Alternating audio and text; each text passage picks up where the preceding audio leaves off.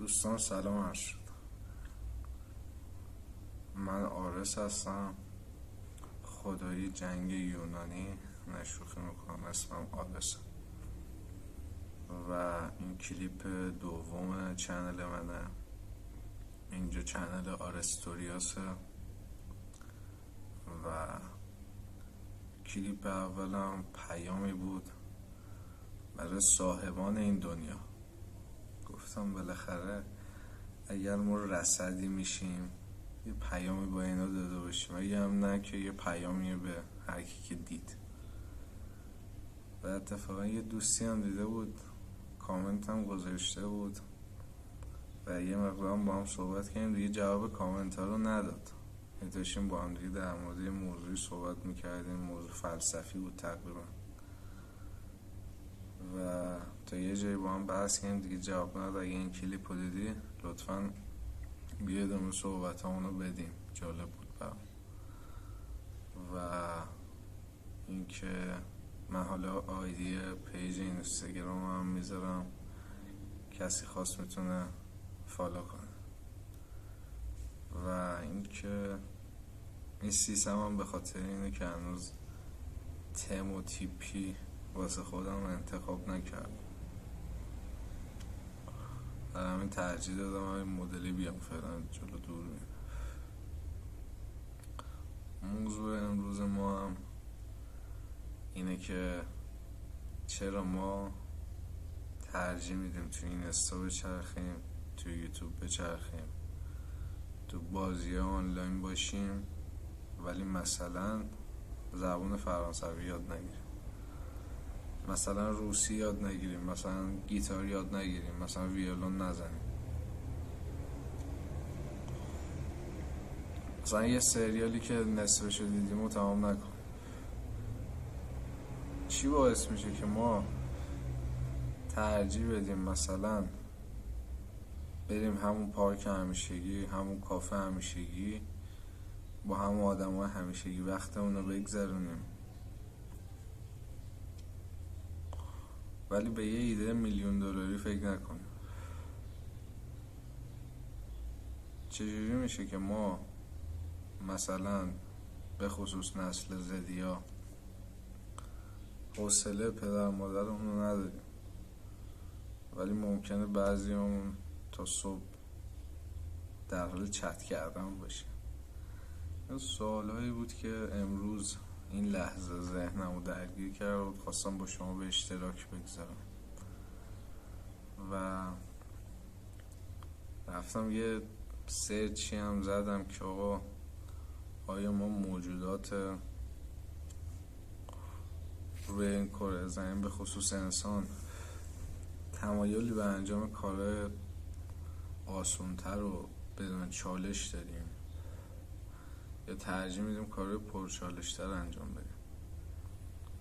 و جواب این سرچ هم این بود که ما خب از اونجایی که دنبال تامین این انرژی درونمون هستیم و ذخیره‌اش، خب تمایل به هیچ کار کردن هم داریم، ولی از اون طرف چون کنجکاوی و میل به موفقیت درونه به خصوص این نسل جدیدتر هست، از اون طرف میل به انجام کارهای دیگه هم داریم.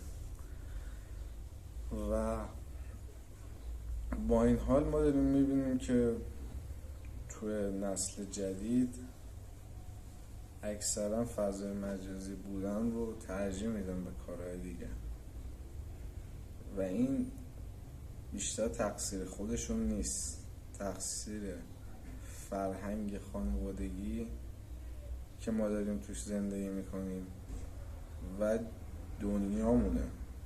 یعنی ببین شما چرا یه نفر باید این اینستاگرامو جوری طراحی کنه که بدون اعتیاد آوره؟ براش سود داره.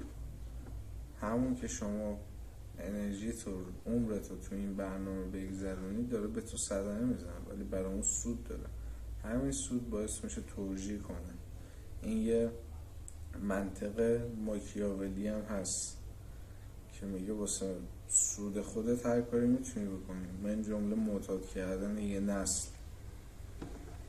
معتاد کردن خیلی ها، فقط هم یه نسل نیستن. خیلی از شما افرادی که سنشون هم بالاتره میبینی که یک گوشی دادن دستشون برای اینکه یارو زیاد نق و نق نکنه سرش تو گوشیه. اینا همش ابزار اعتیاده. طرف یه جعبه جادویی مثل تلویزیون رو اومده تو ابعاد خیلی کوچیک با امکانات خیلی بیشتر دائما گذاشته پیش شما. خود من از لحظه‌ای که چشم باز میکنم این گوشی بازه با من تا لحظه‌ای که چشم ببندم این گوشی هم بسته میشه. خب این افتضاحه. من متنفر شدم از این وضعیت و میخوام تغییرش بدم. به جای اینکه برم تو اینستاگرام بچرخم مثل خیلی دیگه تو یوتیوب تولید محتوا میکنم، همینجوری هر جوری که حال کنم یا میشینم فقط صحبت میکنم در مورد چیزایی که به ذهنم میرسه به درد بخوره. و از امروز بالاخره بعد از سالها تونستم استارت این تولید محتوا رو بزنم.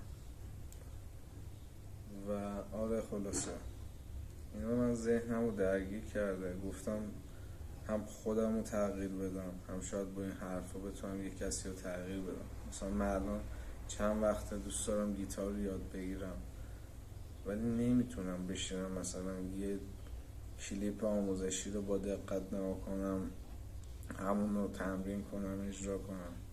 مثلا یه 20 دقیقه میشینم یه مثلا انگار حوصله‌ام سر رفته، ترجیح میدم تو گوشی باشم ولی گیتار تمرین نکنم، با اینکه اون خیلی کار خفن تریه. ولی امیدوارم این درست بشه، هم در من هم در کسایی که این مشکلات رو دارن. این حواس پرتی ها روشون تاثیر گذاشته. خیلی هم اصلا حتی این چیزا روشون اثر نداره، خیلی هم اصلا دارن از همین موج پول در میارن. ولی خیلی هم هستن که مثل ما گرفتار تله شدن و این تله باز میشه و امیدوارم دوباره تو تله نیفتیم، چون این دنیا رو یه جوری طراحی کردن که ما همش بیافتیم تو تله، عمرمون هدر بره که اونا سود کنن و عمر ما هم متاسفانه خیلی کم.